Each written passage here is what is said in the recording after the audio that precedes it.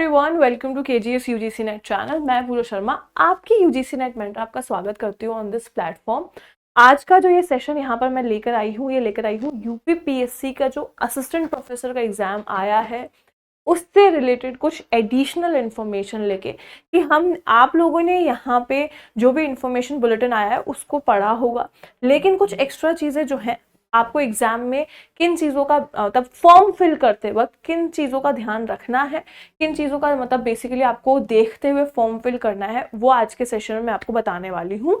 अच्छा देखिए, सबसे पहले आप जब इन्फॉर्मेशन बुलेटिन पढ़ते हैं तो इसके अंदर आपको यहाँ पे बताया गया है कि यूपीपीएससी का यहाँ पे जो एडवर्टाइजमेंट दिया है इसका फॉर्म भरने की जो तिथि है, डेट है, वो यहाँ पर आपकी है 4/9। ठीक है, तो आपको यहाँ पे फॉर्म जो है 4 तारीख से 4 सितंबर से फॉर्म फिल करना स्टार्ट जो है हो चुके हैं। अच्छा देखिए, लास्ट डेट जो दी गई है आपकी एग्जामिनेशन फीस सबमिट कराने की, वो दी गई है 6 तारीख यानी कि 6 अक्टूबर। उसके अलावा आपको लास्ट डेट अगर कोई भी करेक्शन या मॉडिफिकेशन करना है तो वो दी गई है 13 अक्टूबर। ओके, अच्छा इसके अलावा क्या एक्स्ट्रा चीजें हैं जो हमें यहाँ पर अपना फॉर्म फिल करते वक्त ध्यान में रखनी। पहली चीज देखिए, इन्होंने पहली चीज यहाँ पर बोली है कि आपको यहाँ पे जरूरी है किसी भी कैंडिडेट को फॉर्म फिल करने से पहले 1 टाइम रजिस्ट्रेशन कराना। ठीक है, आप अगर फॉर्म फिल कर रहे हो, अप्लाई कर रहे हो ऑनलाइन, तो आपको उससे पहले अपना OTR जो है और 1 टाइम रजिस्ट्रेशन कराना होगा। इन्होंने सिंपली कहा है कि आपको जिन कैंडिडेट्स ने OTR नंबर नहीं लिया है उनको फॉर्म फिल करने से 72 घंटे पहले रजिस्ट्रेशन करवा लेना है OTR में। यानी कि आप जब फॉर्म फिल कर रहे हो, ऑनलाइन एप्लीकेशन सबमिट होने से पहले 72 घंटे, मतलब आप यहाँ पे अगर आपने आज फॉर्म फिल करना है तो आपके 72 घंटे पहले OTR रजिस्टर हो जाना चाहिए। तो आज अगर आप रजिस्टर करोगे तो आप 72 घंटे बाद फॉर्म फिल कर पाओगे। तो आपका ऐसा नहीं है कि भाई लास्ट डेट है और लास्ट डेट पे आप फॉर्म फिल करने लगे हो, नहीं, पहले आपको OTR फिल करना पड़ेगा, OTR रजिस्टर करना पड़ेगा, उसके 72 घंटे बाद आप अपना फॉर्म जो है अपना फिल कर सकते हैं।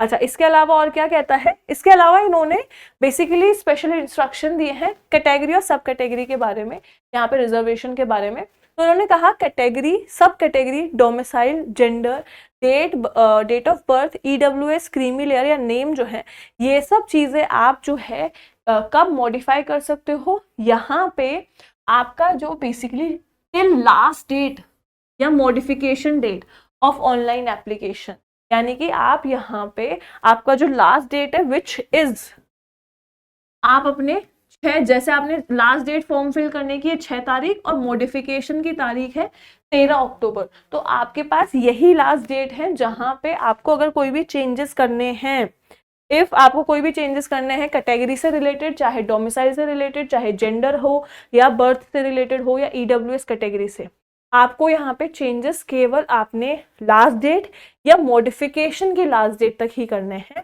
अगर कोई भी गलती हुई है तो आप चेक करके उसको ठीक कर सकते हो। नहीं, अगर आपने ठीक किया या गलत चीज आपने फिल की है, आपने अगर कोई भी गलत चीज फिल की है, रॉन्ग इन्फॉर्मेशन दी है, तो आपका कैंडिडेचर जो है यहाँ पे कैंसिल कर दिया जाएगा, यानी कि आपको एग्जाम देने से खारिज कर दिया जाएगा, एग्जाम नहीं देने दिया जाएगा। ठीक है, यहाँ पे बेसिकली आपको हटा दिया जाएगा कैंडिडेचर से। ठीक है, तो कैंसिल कर दिया जाएगा। इन चीजों का ध्यान रखना है।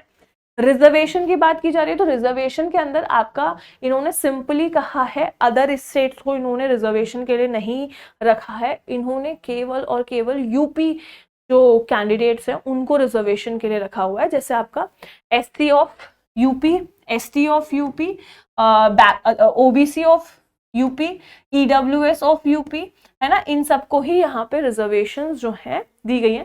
सिमिलरली आपको यहाँ पे फीमेल कैंडिडेट्स जो हैं या फिर PH कैंडिडेट्स हैं या फ्रीडम फाइटर्स हैं, ये भी सब किसके ही लिए हैं, यूपी के ही।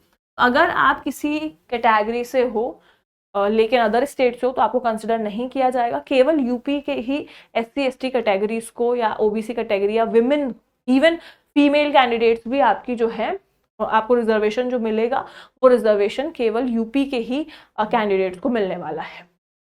ठीक है। इसके अलावा देखिए इन्होंने आपको यहाँ एलिजिबिलिटी की बात की गई है।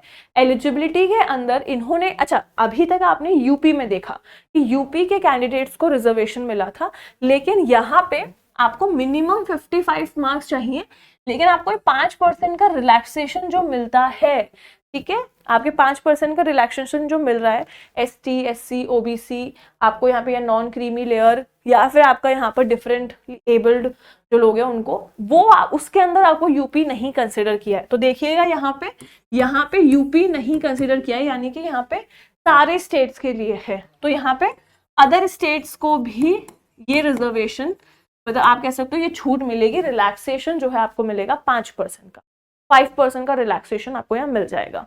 तो इस केस के अंदर यानी कि अगर आप SC ST कैटेगरी के हैं तो आपको 50% पे आप यहाँ पे अपना जो है एलिजिबल रहेंगे। ओके, अच्छा इसके अलावा अच्छा एक मैरिटल स्टेटस इन्होंने थोड़ा सा अलग सा एक कॉन्सेप्ट यहाँ पे डाला हुआ है। इनका कहना है कि कोई भी मेल कैंडिडेट जिसकी 2 शादियां हुई हैं या फिर कोई भी फीमेल कैंडिडेट जिसके हस्बैंड की 2 शादियां हैं, है ना, तो वो यहाँ पे नहीं आपका बेसिकली एलिजिबल होगी, shall not be eligible unless honourable governor ने अगर कोई भी परमिशन दी है तो, ठीक है, honourable government has granted exemption, अगर ऑनरेबल गवर्नर ने अगर कोई एग्जेम्पशन दिया है तो ही उनको रजिस्टर किया जाएगा या आप फॉर्म फिल कर सकते हो, अदरवाइज यहाँ पे आप फॉर्म फिल नहीं कर पाएंगे। ओके, ये इन्होंने एक अलग सा यहाँ पे थोड़ा सा नोटिफिकेशन वो दिया है।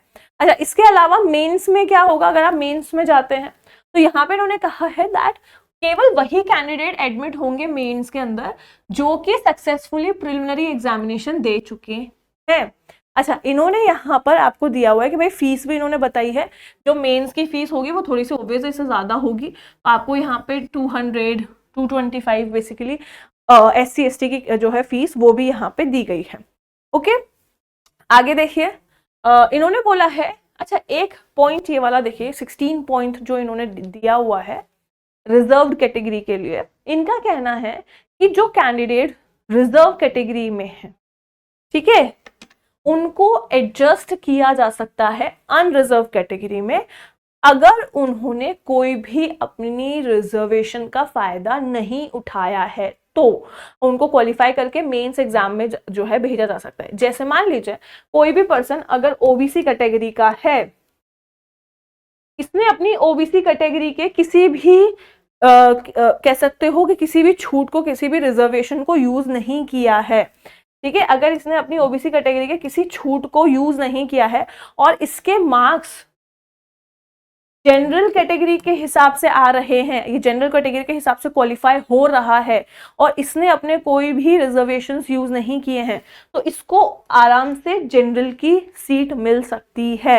लेकिन अगर इसने अपने किसी भी रिजर्वेशन को यूज किया है तो इसको फिर जनरल की सीट नहीं मिलेगी, अदरवाइज इसने कोई भी छूट यूज नहीं की है तो इसको जनरल की सीट मिल सकती है अगर इसके मार्क्स जनरल कैटेगरी जितने, तो ठीक है।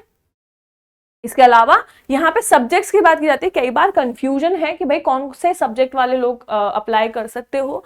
हिंदी में भाषा विज्ञान वाले बच्चे अप्लाई कर सकते हैं, उर्दू में बेसिकली यहाँ पे कोई ऐसा रेस्ट्रिक्शन है नहीं, अंग्रेजी में भाषा विज्ञान और अप्लाइड अंग्रेजी यूज कर सकते हो, संस्कृत में जो है यहाँ पे निशान उपाधि या फिर संपूर्णानंद संस्कृत के जो है विश्वविद्यालय से संस्कृत में आचार्य की उपाधि मिली हो। कला आर्ट्स के अंदर ऐसा कोई वो है नहीं, संगीत में इसके अंदर कोई रेस्ट्रिक्शन नहीं है। बाकी इतिहास में देखो आधुनिक इतिहास, मध्यकालीन इतिहास, प्राचीन और पुरातत्व, जिसने जो भी इससे बिलोंग करता है वो फॉर्म फिल कर सकता है। शिक्षा शास्त्र के अंदर M.Ed अगर किया है तो वो कर सकते हैं। समाज शास्त्र में सोशल वर्क, अर्थशास्त्र में व्यवहारिक अर्थशास्त्र, राजनीति शास्त्र में लोक प्रशासन और अंतरराष्ट्रीय संबंध। इसके बाद शारीरिक शिक्षा में M.Ped और M.Pe अगर किसी ने किया है। सैन्य विज्ञान के अंदर रक्षा एवं जो है स्त्राजातिक अध्ययन के लिए। गृह विज्ञान के अंदर इन्होंने बोला है food and nutrition, clothing, textile यहाँ पे दिया है। ह्यूमन डेवलपमेंट, फैमिली रिसोर्सेज की बात की है। इसके अलावा देखिए, अच्छा वाणिज्य में RPSC में एक प्रॉब्लम होती है, जब हम राजस्थान पब्लिक सर्विस कमीशन की बात करते हैं वहां पे ये कहता है कि भाई आप किसी सब्जेक्ट के लिए फिल कर रहे हो तो उसी सब्जेक्ट से होने चाहिए हो। जैसे आपको यहाँ पे केवल परमिशन, जैसे MA केवल BA-DM हो गया, या फिर आपका यहाँ पे EFM हो गया। इन्होंने कहा कि अगर आप तीनों कैटेगरी से हो, BA-DM से भी हो, अकाउंटेंसी बिजनेस स्टैटिस्टिक्स से हो, इकोनॉमिक्स एडमिनिस्ट्रेशन या फाइनेंशियल मैनेजमेंट से हो, तो आप ये तीनों कैटेगरी से अगर हैं तो फॉर्म फिल कर सकते हैं। रसायन विज्ञान के अंदर यहाँ पे कार्बनिक, फार्माक्यूटिकल, व्यवहारिक रसायन शास्त्र में आप हैं तो अप्लाई कर सकते हो। वनस्पति विज्ञान के अंदर plant science, biotechnology, microbiology, plant biotechnology के बारे में दिया है। और जूलॉजी के अंदर animal science, microbiology, molecular and human genetics, environmental science, fisheries and life sciences. उसके बाद गणित में कोई ऐसी रेस्ट्रिक्शन है नहीं। उसके बाद भौतिकी के अंदर व्यवहारिक भौतिकी यहाँ पे होना चाहिए। बाकी और सब्जेक्ट्स के अंदर कोई ऐसी रेस्ट्रिक्शन इन्होंने दी नहीं है।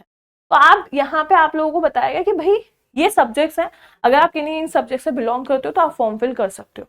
अच्छा, लास्ट एक यहाँ पे इन्होंने प्रेफरेंशियल क्वालिफिकेशन दी है कि आपको प्रेफरेंस मिल सकती है इफ अगर आपको यहाँ पे कोई भी आपने किसी टेरिटोरियल आर्मी में सर्व किया है मिनिमम पीरियड ऑफ 2 years, 2 साल के लिए किसी टेरिटोरियल आर्मी में आपने सर्व किया है, या आपको नेशनल कैडेट कॉर्प्स में NCC में B सर्टिफिकेट मिला है, या आप डिबेट, सेमिनार, गेम्स, स्पोर्ट्स या किसी भी को करिकुलर एक्टिविटी में पार्टिसिपेट किए हो कैंपस प्रोग्राम्स में ऑफ अ कॉलेज के, है ना, या फिर उसके इक्वल किसी भी में, तो जो आपका डायरेक्ट रिक्रूटमेंट है इसके अंदर आपको प्रेफरेंस दी जाएगी। ये भी इन्होंने एक प्रेफरेंशियल क्वालिफिकेशन आपको यहाँ बताई हुई है। ठीक है, तो ये कुछ पॉइंट्स हैं जो इस नोटिफिकेशन के अंदर आपको बताए गए हैं, जो आपको ध्यान में रखने हैं कि भाई इन पे भी आपको एक फ़ायदा मिल सकता है, चाहे रिजर्वेशन हो, चाहे एलिजिबिलिटी हो, चाहे मेंस का कोई यहाँ पे आगे प्रेफरेंस हो। तो ये कुछ पॉइंट्स हैं जिनको देखते हुए आप अपना फॉर्म जो है वो फिल करें। अच्छा, अगर कोई भी आपको डाउट होता है इन सब से रिलेटेड तो आप मुझे कमेंट सेक्शन में बता सकते हो, मैं आपको उन चीज़ों का जो सोल्यूशन होगा वो कमेंट सेक्शन में ज़रूर दूंगी। ठीक है, या फिर हम उसके लिए अलग से जो है कुछ सेशंस यहाँ पे बनाएंगे। तो आई होप कि आपको ये सेशन पसंद आया होगा। अगर कोई भी डाउट होता है या फिर आपको यहाँ पर इससे रिलेटेड कोई भी और सेशन चाहिए तो आप मुझे कमेंट सेक्शन में ज़रूर बता सकते हैं। Till then, thank you so much, take care, good bye all of you.